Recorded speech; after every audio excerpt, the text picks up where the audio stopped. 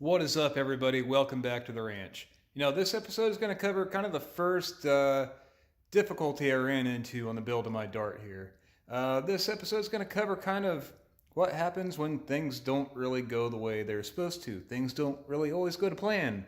And sometimes it's up to you as the car builder, sometimes it's up to you as the misfit to figure out how to make things work. So without any further ado, this is the Great Starter Debacle.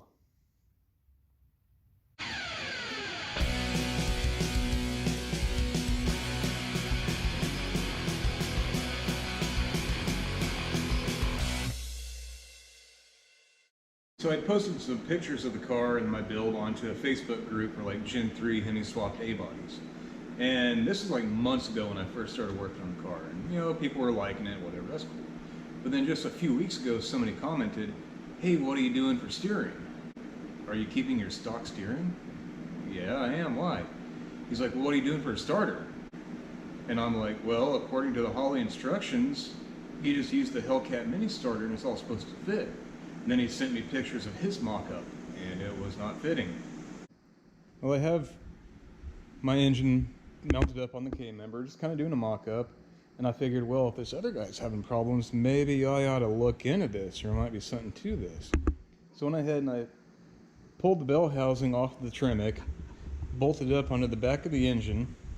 Then I reached out to a guy, the same guy I bought my transmission from, like, "Hey, do you got a starter laying around for one of these?" And he said, "Yeah, I do." So, pretty good deal on that. Picked it up. Okay, let's bolt this thing on and see how bad things are, Maybe this other guy's wrong. I don't know. Let's find out. And here is the starter bolted on to the bell housing.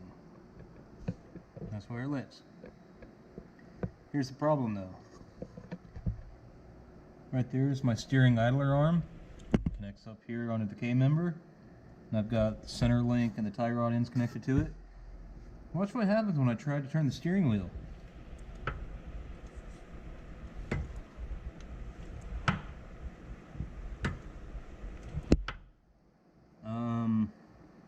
We got a problem. I got the right starter, the Hellcat starter that the instructions call for.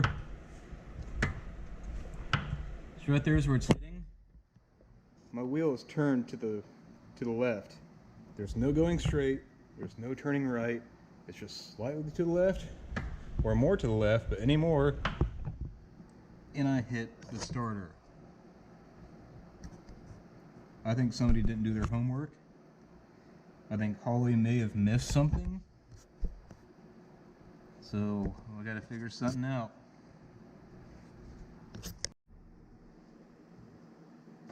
This is a PowerMaster starter for small and big block Chrysler. Notice its small compact size. It also comes with this plate. So this starter can be clocked. This normally bolts on, if you're not aware. And then you can use this to kind of clock that starter, move that body wherever you need it, if it's having issues with, say, header clearance or idler arm steering clearance. Huh? So I'm thinking, what if you could just unbolt this, get rid of this. Okay, cool. Now you have an indexable starter. What if I could build a mounting plate that would fit the bell housing on the TR6060, but I could bolt on this starter, and then I'll take the pinion gear off of the Hellcat starter, put it on this, and maybe it'll work. And if it doesn't work, well, I could just put the pinion back on, and I've got a spare starter for Joe Dirt that I could just throw in the trunk. I'm gonna try it. I think it's worth a shot. What do I got to lose? Other than my sanity. There we go. Finally got the 13-tooth Hellcat pinion swapped onto the PowerMaster mini starter. That sucked. That was not enjoyable at all. That was difficult. That was tedious. That was not fun. Now that I got the pinion swapped out, I think my next step is I've got the Hellcat starter, and I'm gonna lay some kind of plate on here so I can pick up these three mounting bolts, and most importantly, pick up the center point of the pinion. because everything is going to kind of go off of that center point of the pinion. So I want that in just the right place so that my pinion comes out and hits the flywheel just like it's supposed to. I don't want it to be too far this way, too far that way, just right where it needs to be. And then I can have these bolt holes where it bolts onto the bell housing. Just a sheet of maybe about 1/8 inch thick aluminum. I'm going to use that to make the plate to mount the starter. This is not going to be the final product. This is just kind of an experimental piece. I know 1/8 inch is way too thin. It's just going to be kind of a trial run. We have the bell housing for the TR6060. I'm just going to plop that guy. That is where the starter bolts on. Uses that bolt, that bolt, that bolt. I'm just going to line her up somewhere, somehow, some way. Okay.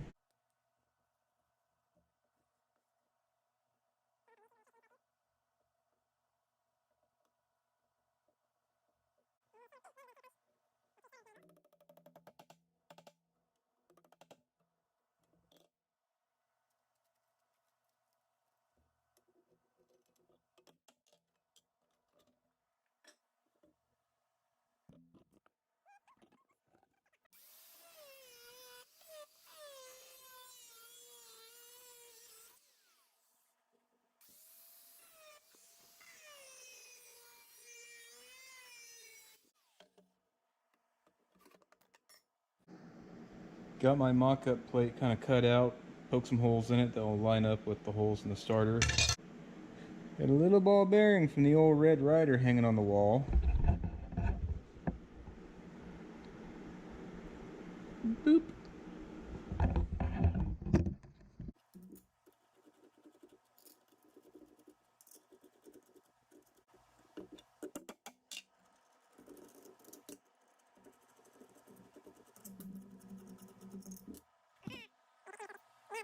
So my next step is I've got the Power Master starter, and there's a little bit of a hub around here. I think what I want to do is measure the outside diameter of that hub, and then I'm going to take my plate and cut that diameter of the hole in there. So then that way this will be centered.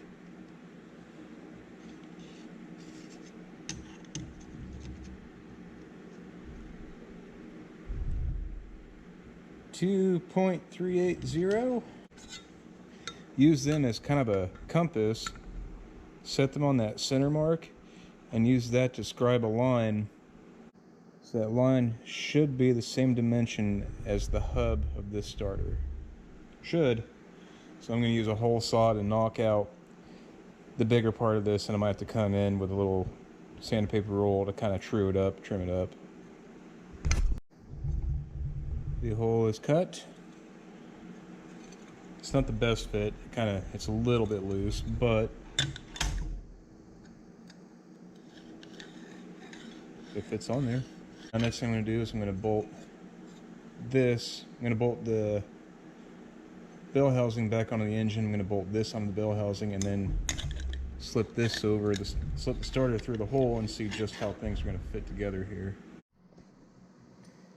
Okay, I've got my bell housing bolted back onto the block. The plate is bolted on to the bell housing. I've got headers up here. So, moment of truth. We're gonna find out. Is this even, like, okay, so far, is this feasible?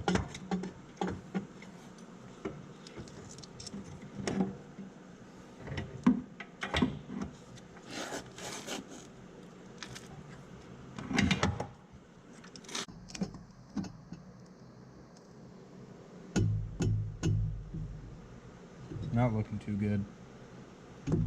Not looking too good. I'm hitting a header tube up here.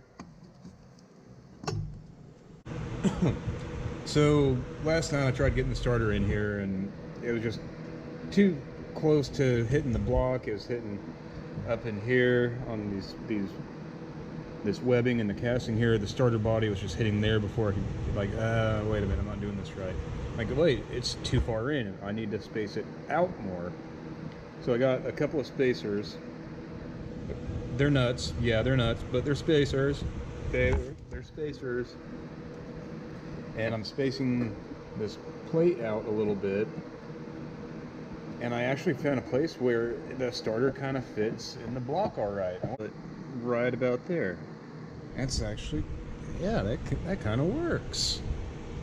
So I think the next thing I'm going to do is I'm going to throw the flywheel in, then I'm going to shim the pinion out to see if this depth, to see if this starter depth as far as, you know, in or out this way is going to be enough so that pinion will engage with the flywheel.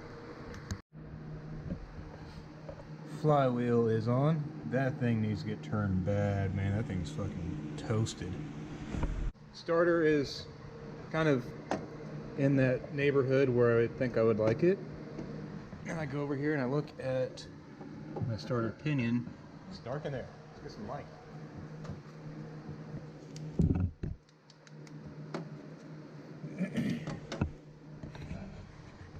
So I got the starter kind of in the ballpark where I want it. And if you can see, that pinion is already engaged with the flywheel. Right there.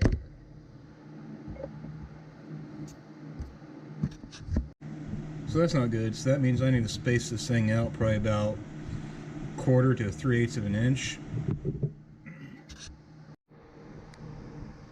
So here I am with an inch worth of spacer, and I come in here and it's dark again. Let there be light.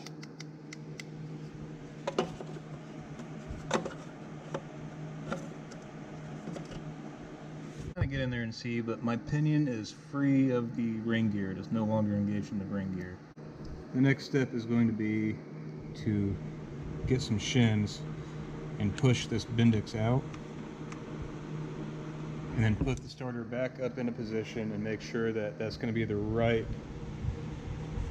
you know, that I'm not too spaced out so far away that my pinion isn't going to mesh with the ring gear. I just went ahead and grabbed some body shims, pulled this pinion out and shoved all the body shims in there just to get this pinion out as if it were rotating and cranking the engine. So I'm going to slide it back into place and make sure that the pinion is going to be engaging in the ring gear.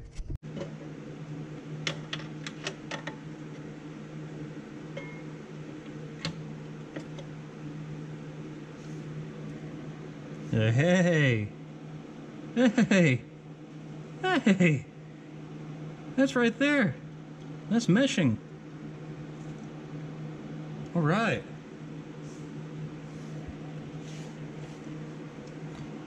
Alright! That is like just right too. Awesome. Good news, bad news. The header is bolted on. The starter is in place. It's not really bolted on, but it's kind of just resting in place. The bad thing is this header tube right here is, I mean, just touching that starter body. It's tucked up in here where it's really tough to get a good camera angle at it. I mean, that is super duper close to that starter, and man, I'm afraid it's gonna roast that starter. Up in there, man, that thing is just barely touching the starter body.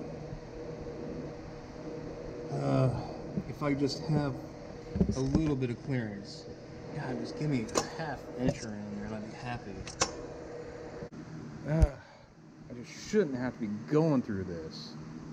But hey, that's part of building a car, I guess. If it were easy, we'd all still be sane. I don't know. Let me sleep on it. I'll get back to it. I just had an epiphany. Lightning has just struck my brain. Wait a minute. I can clock this stupid starter anywhere I want it. I don't have to put it up in this little pocket up here in between the block and the headers. I can just rotate it down 90 degrees. Like, well, why do it that way when I can just, if I'm fabbing this, I can rotate this thing just about anywhere I want to. So pop it down, rotate, boom. right there. I've got clearance. Let's see if I can get it to rest and balance. Okay, cool. I've got clearance in between my idler arm and the starter, and I can go lock to lock with that. So full right, full left, center. I've got clearance. I've got clearance in between my headers and the starter. It's a tiny bit snug, but I mean, I've got probably... Oh. It's hard to pick it up on camera, but I've probably got about a good 3/4 inch of clearance there. And I've got clearance on the torsion bar. It clears there, it clears my header tube, it clears the steering. Dude, I think I finally cracked this nut. Yeah, I think that's gonna work. It's another day. Good grief, it's hot out. Anywho, continuing back on the starter project here. But today, we've got, blam, a big old 1 inch thick by 6 inch by 6 inch block of aluminium that I'm going to use to carve the plate out. Yeah, that's the idea. Hopefully I don't mess this up. That was like $30 worth of aluminum right there, and I don't want to mess that up.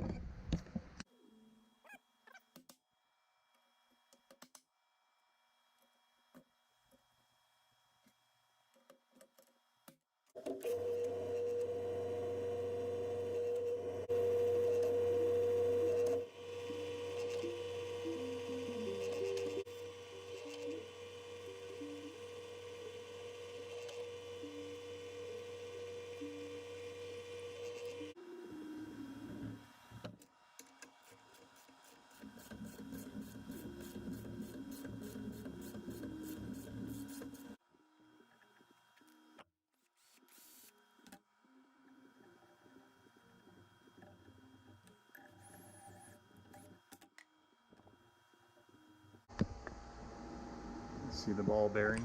Do you see the ball bearing? And those bolts right now are acting as my line-up studs to hold everything lined up.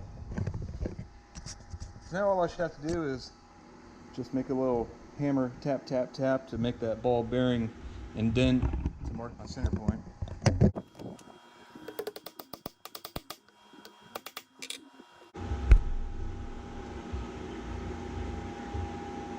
We have center mark.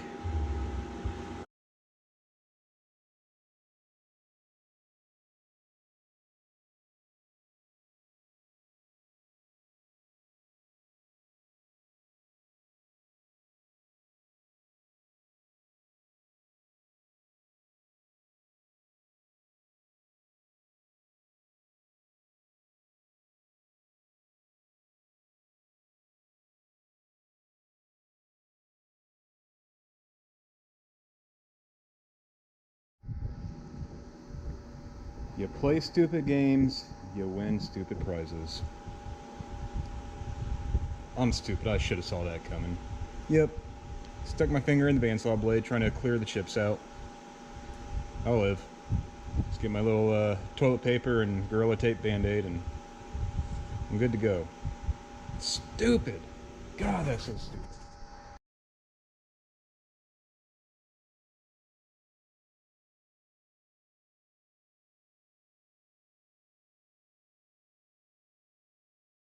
So this is the bit that I need to grind away, cut away. I'm not quite sure how I'm going to do it yet.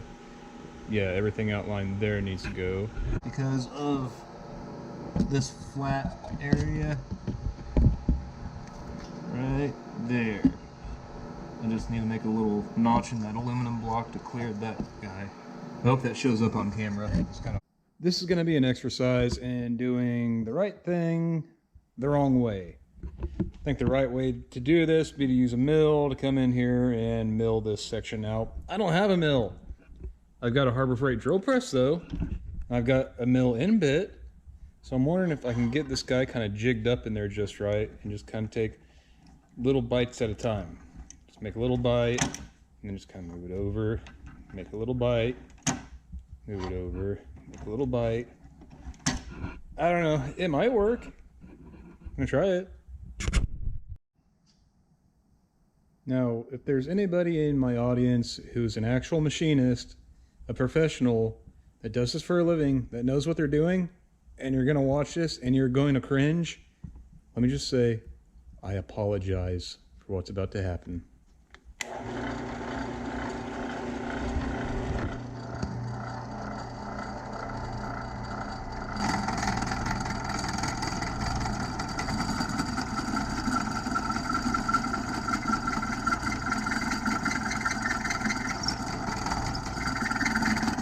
Ah, shit! Okay, things started moving. Okay, here is starter bolted onto adapter plate. So now I'm gonna go bolt this onto the engine, I guess, right? Yeah.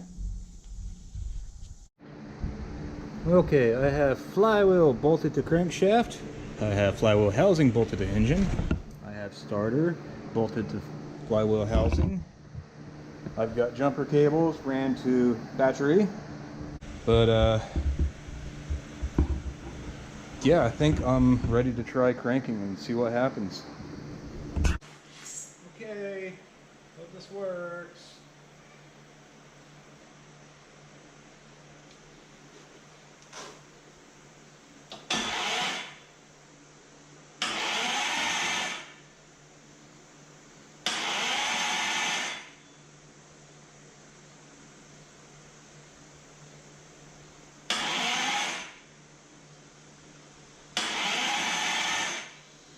It's cranking. So I was doing some more research on what I thought was a problem where I'd crank it and it'd crank, then I'd stop cranking, but the pinion gear was still engaged with the ring gear. And I thought, that can't be good. But then I started reading into it, and well, apparently on gear reduction starters like this, that's kind of a normal thing. If it's a crank and no start, yeah, the pinion will stay engaged in the ring gear. And the idea there was some magic about the gear reduction unit holding stress on that pinion gear, and also there's a one-way clutch inside of that pinion gear itself. So when it's rotating, that one-way clutch kind of like wedges it in position, and as soon as the engine fires up, the flywheel turns and it will kick that loose and it'll retract. So I'm going to test that theory.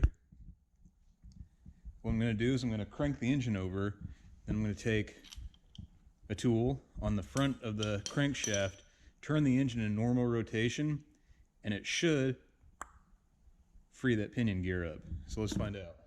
Just barely see the pinion right there. What I'm going to do is I'm going to crank the engine over with the starter. And my battery's about pretty dead right now too, so it's going to turn over pretty slow. Okay, pinion gear is out. I'm going to go to the front of the engine and bump it with this ratchet, and that should free the pinion.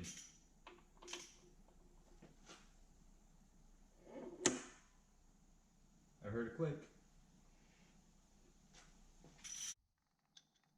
Yep, the pinion is in. Sweet, it works. What are you doing, Buster? What are you doing? Huh? What? Somebody there? Bark! Bark!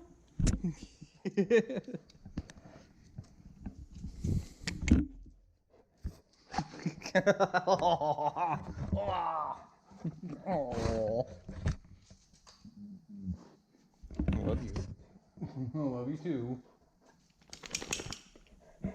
Ah, your ears stink. I went ahead and I blew everything apart because I wanted to go in here and measure the inside of my bore to measure for the pilot bearing. Was following Bryce Cold's videos on the build of his 70 Coronet, and he posted the part number for what that pilot bushing is, pilot bearing. So big shout out to him for that. I'll throw up the part number up here somewhere. Yeah, super helpful of him. Badass videos. Go check him out when you're done here, I guess. I think I'm going to spend a little bit of time kind of getting this thing filed up and cleaned up and polished and looking just a little bit more presentable than it is now. A little more professional.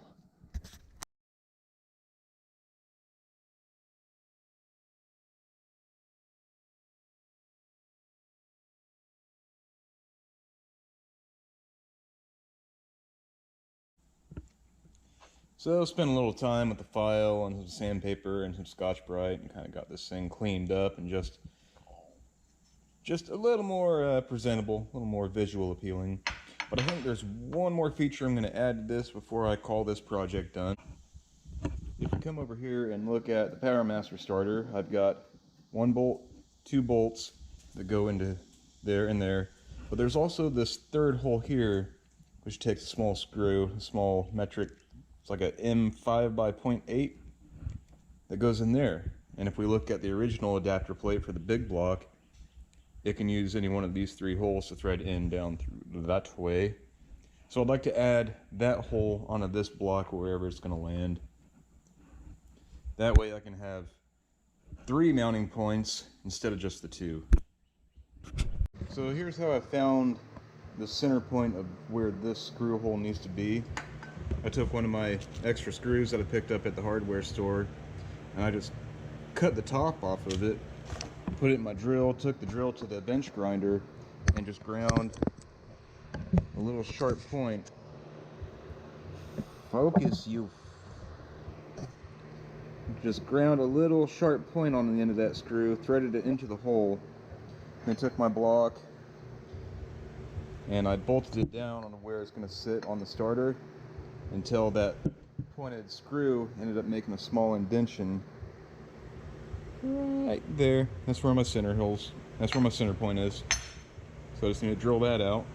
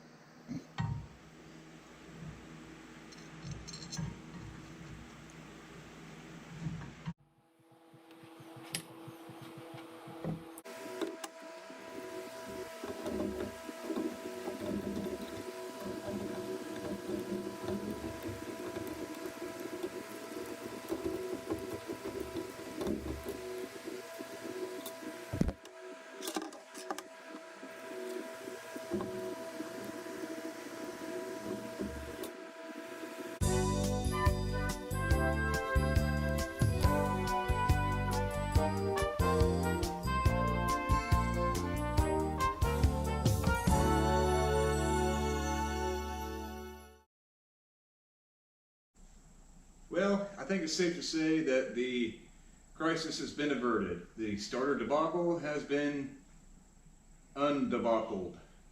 So yeah, I think we're going to wrap it up on this video. We got the starter issue figured out, which is a big relief, big weight off my shoulders, because man, that was keeping me awake at night trying to figure out how this was going to work, because if I couldn't get a starter solution figured out, it was going to kind of tank the build. Now as for the next episode, well, I got some new parts. I got an oil pan figured out finally, so we can get the bottom end of this thing sealed up. And another thing I'm thinking about, I kind of want to put this thing in the car just to test fit it. I just want to see the engine in the car. I think that'd be pretty cool. So stick around and hopefully we can make all that happen in the next episode. And thanks for watching.